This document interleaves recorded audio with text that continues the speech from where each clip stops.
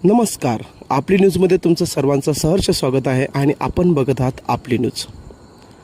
पालघर जिल्ह्यातील बोईसर पूर्व भागातून एक खळबळजनक आणि धक्कादायक बातमी समोर येत आहे।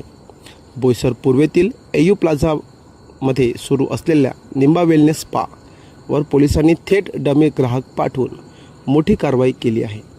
मिळालेल्या गुप्त माहितीनुसार या स्पामध्ये बेकायदेशीर देहविक्रीचा प्रकार सुरू असल्याची माहिती पोलिसांना मिळाली होती।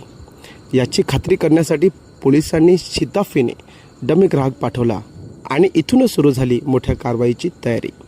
डमी ग्राहकांकडून मिळालेल्या खात्रीशीर माहितीच्या आधारे बोईसर पोलिसांनी सापळा रचत अचानक छापा टाकला आणि या कारवाईत 3 महिलांना ताब्यात घेण्यात आले आहे।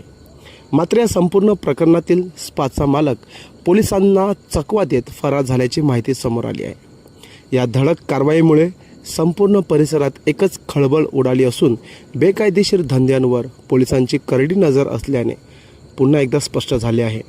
दरम्यान या प्रकरणाचा सखोल तपास बोईसर पोलीस ठाणे करत असून आणखी धक्कादायक खुलासे होण्याची शक्यता